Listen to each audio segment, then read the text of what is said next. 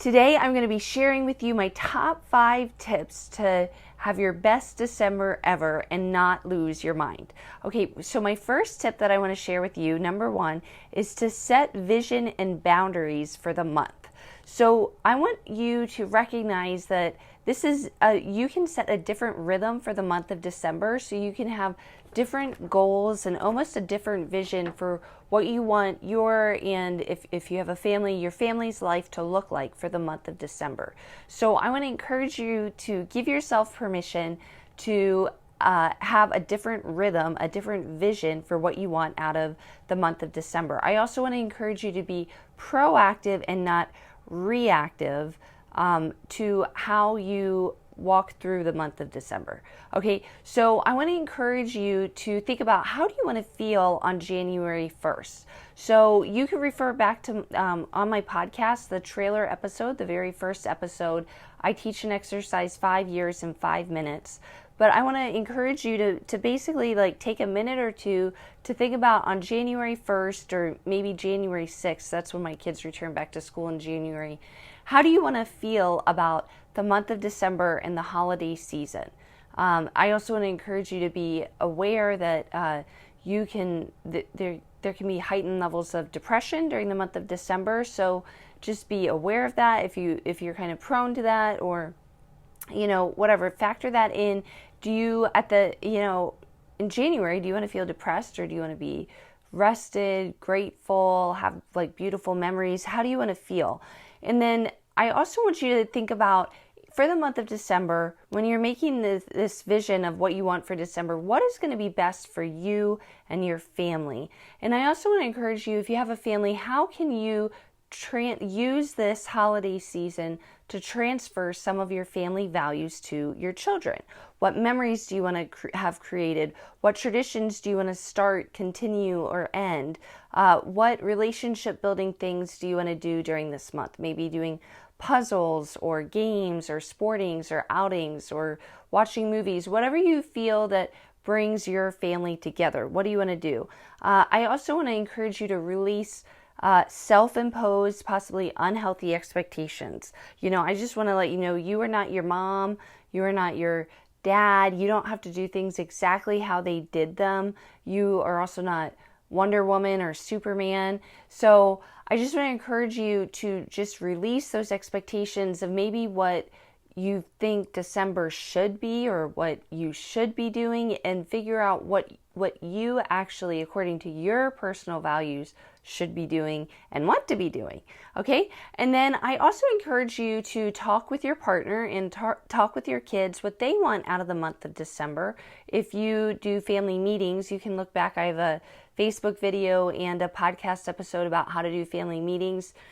This is a great time to talk about during the weekly schedule or monthly schedule or opportunities section. What does your partner and your kids want out of the month of December? And then I encourage you to clearly and kindly communicate your boundaries to others, especially around the area if you're going to travel or not. Now, if you decide that it's best for you not to travel, the earlier you can communicate that to family or loved ones, the better, obviously. But I just want to encourage you, to clearly communicate your boundaries, clearly say no. And I encourage you to join my 7-day challenge. One of the days I talk about the brain science of how to deliver a positive no. It's super powerful. So clearly communicate your boundaries, especially around traveling. And and that's it. So that's that. The last thing I want to say under setting vision and boundaries for the month is to encourage you that you are not doing anyone, including yourself, a favor by being a martyr. A lot of women, a lot of mothers have this martyr syndrome or martyr, complex, something like that, where they feel like they have to do it all. And this is kind of related to these unhealthy expectations. You do not need to do it all. I want to encourage you to figure out the things that you want and need to be doing and let the rest go. Okay? So that's the first point, is to set vision and boundaries for the month. Isn't that awesome? Okay, so the second thing is outsourcing and delegating. And again, I'm going to talk about this martyr syndrome. Like, you do not need to be doing everything. And especially if you're feeling resentful about it, then I want to encourage you to think about a way to rearrange your life. Okay. So you are not a martyr. Please take that hat off, take that label off. Okay. I want to, so I am like the queen of, if you know me personally, I'm the queen of outsourcing and delegating. I believe it is such an important tool to learn how to utilize in your life, to live a brilliant life. And I know that in the month of December, finances can be tight, and a lot of people listening to this are moms and finances are tight.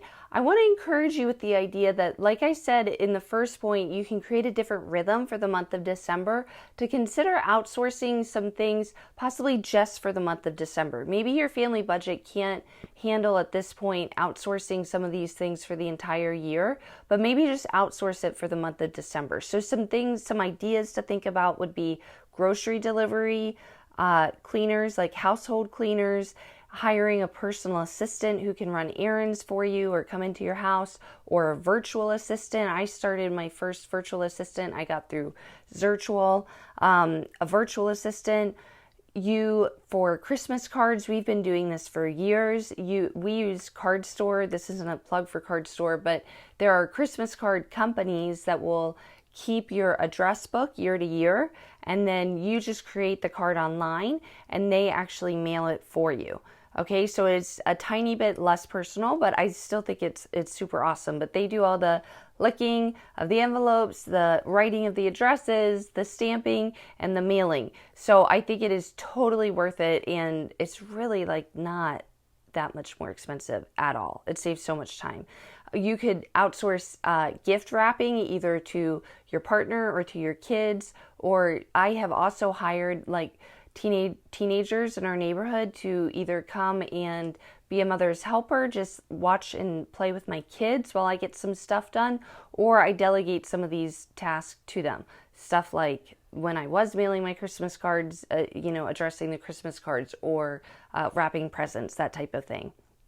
I also want to let you know that USPS, the United States Postal Service, will ship you for free boxes, so then you can ship stuff from your house, and then you can just schedule packages to be picked up from your house. So they'll ship you those shipping boxes for free, and I just have like a bunch of boxes on hand, so whenever I need to ship a package, I have a box right at the house. I have multiple different sizes, and then you just have to schedule the pickup, 24 or 48 hours in advance. So I never go to the post office. I mean, guys, I like never go anywhere. I never go into any stores.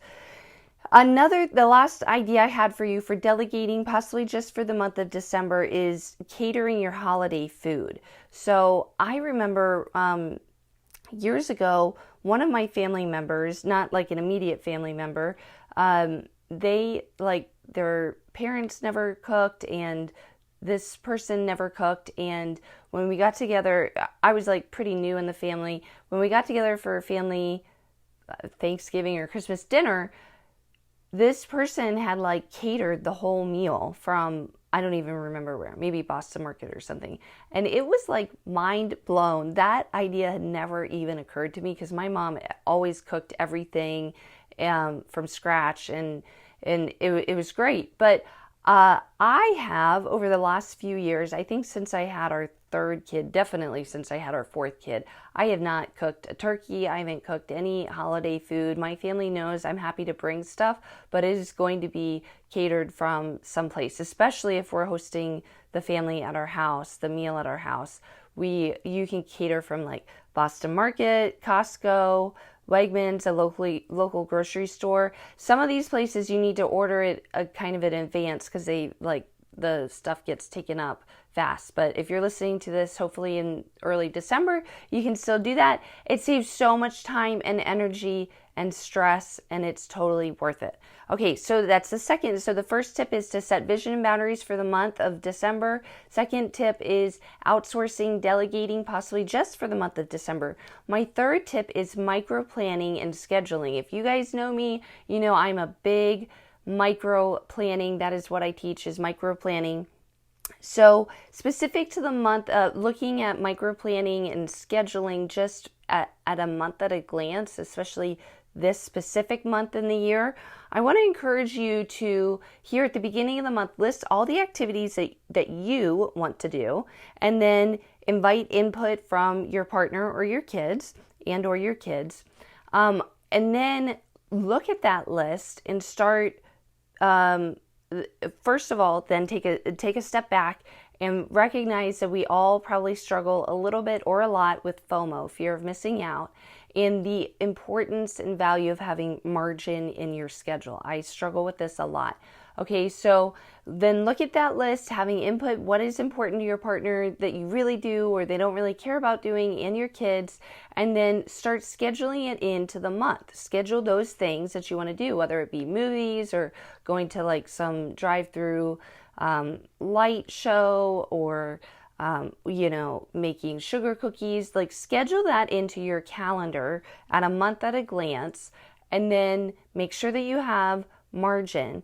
Okay, and then the next tip on that is be willing to cancel things. So if things just start feeling too tight, if somebody gets sick, if just something unexpected happens, be willing to cancel. It is okay. You are responsible for keeping yourself healthy, keeping your kids healthy. If you guys are going at such a pace that you're getting sick, or you're like just getting real like stressed out with your kids or your partner or whatever, then just cancel stuff, And again, I encourage you to register for my challenge. I talk about how to say no positively. So be willing to cancel, plan the month, and then I really want to encourage you, if you can at all do this, I will try to make an episode about meal planning, but meal plan your weeks a week at a time. I think this is really critical, and I encourage you to maybe like set the bar low on those meals. Even if you're meal planning and a meal for the week is cereal,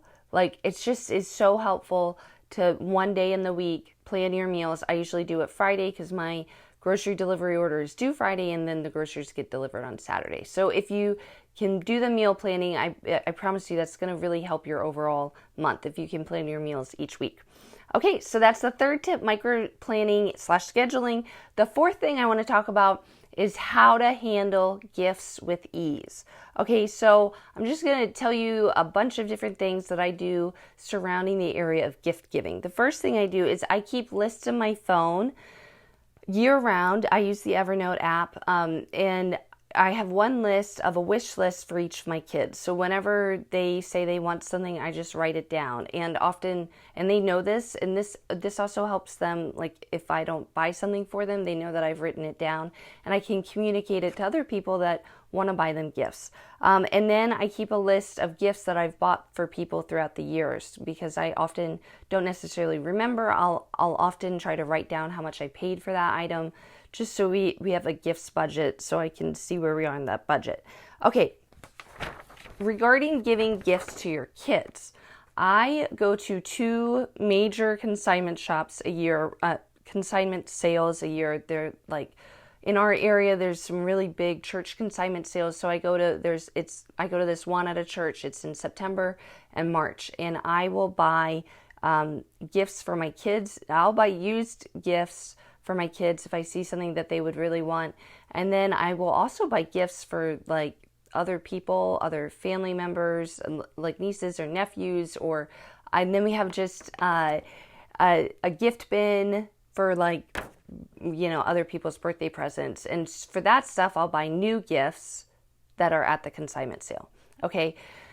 But for your specific kids, I encourage you, if it's not too late, to set the bar low and only get them, say, 3 to 5 gifts from you, the parents. Another thing I do is in years past, I've done this. Sometimes this is helpful in some families, sometimes it's not, but I'll create a universal wish list on Amazon, an Amazon universal wish list. And what that means is you can put gifts on there from Amazon, but you can also put gifts on there from other websites as well. So if you have an excess of gifts, if your kids receive an excess of gifts on Christmas or other holidays, really, you can sort of like siphon away some of those presents, and then you can re-gift them to other children throughout the year. Like I don't we don't have a family that gives like loads and loads of excessive amounts of gifts. But if you're in that situation, I encourage you, you can do that. And you can even talk to your kids about that when they get to be the appropriate age, when they start remembering that they got this gift. And hey there.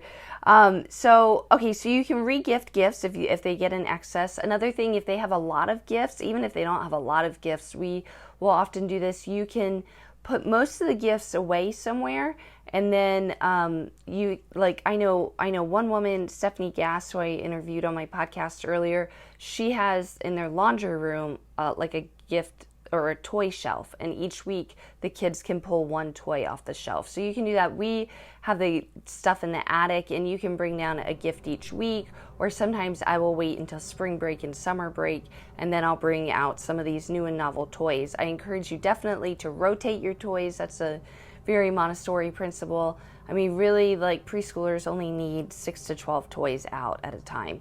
So rotate your toys. When you bring out the new toys, put away the old toys.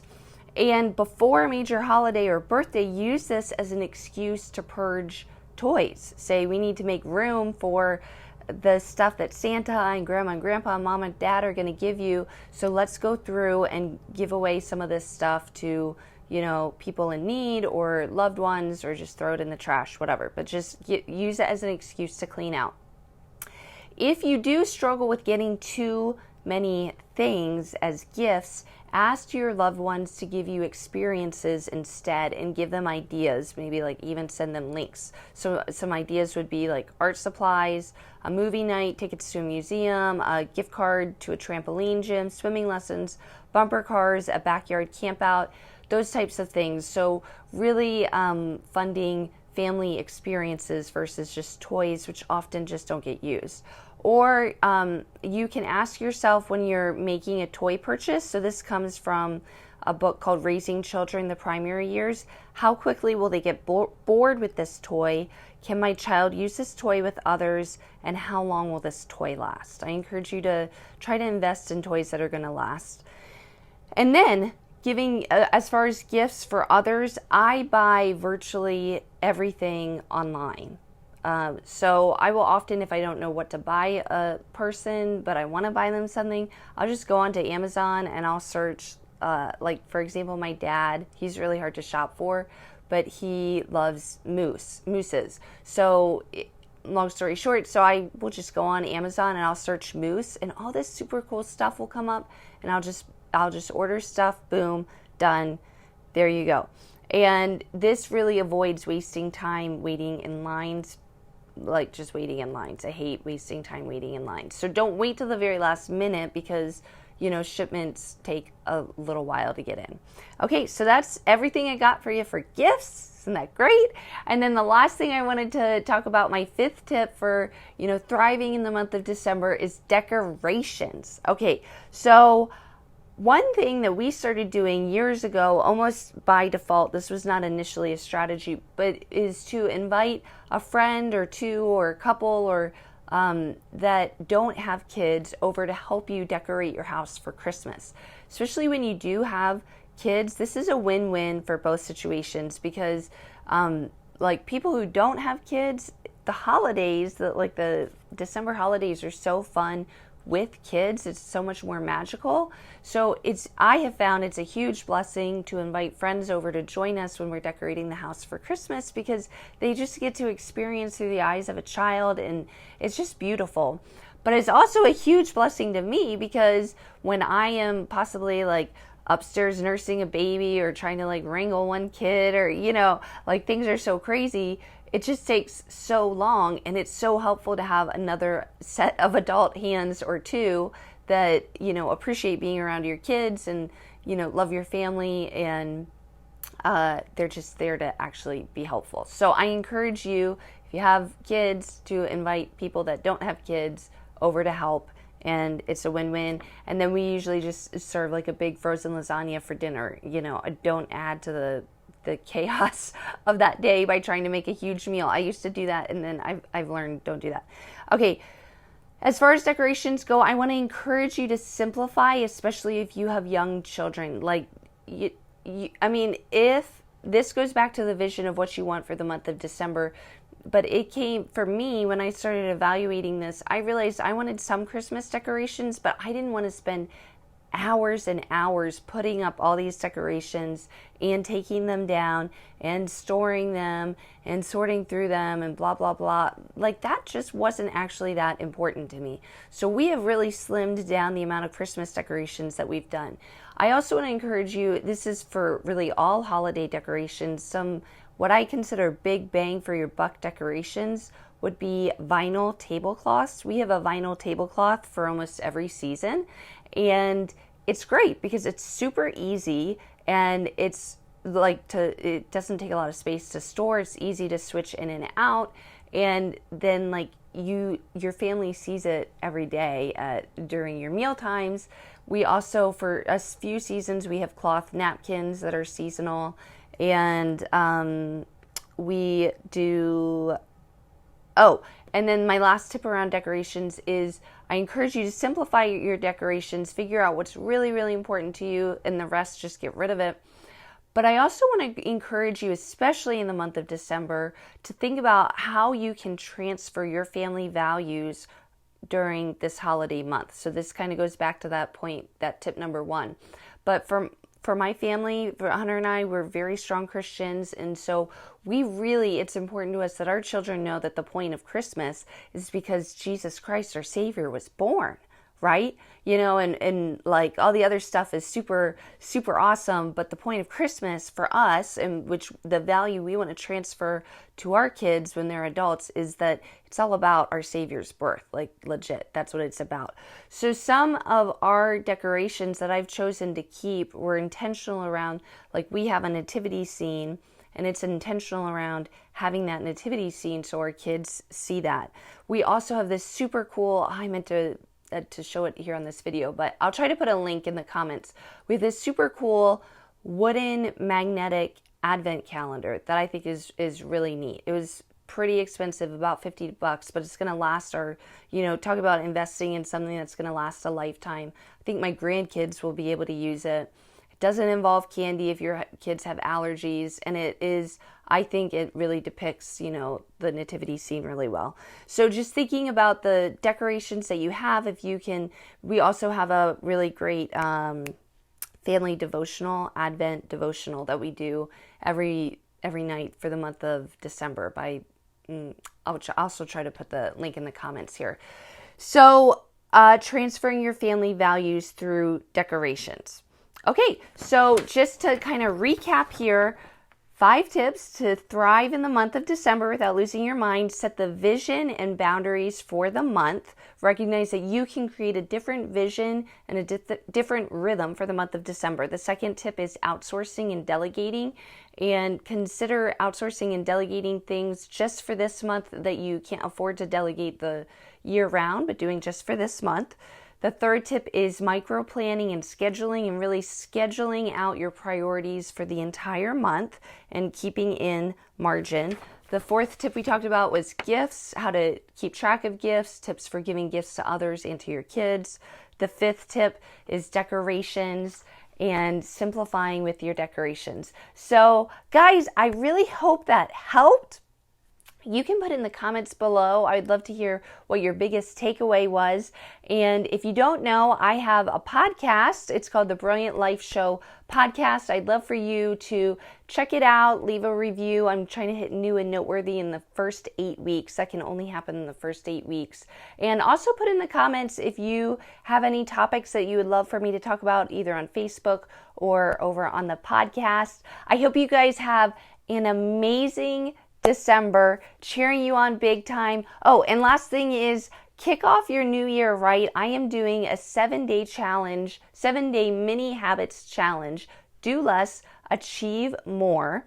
It's going to be kicking off January 6th. You can register for that at www.joywilder.com/do less. I'll also put that in the comments, and it's a free it's not free anymore. Actually, it's $27. 7-day challenge. It'll change your life. I would love to hang out with you more. Okay, guys, be blessed. Have a great day, and I'll talk to you soon.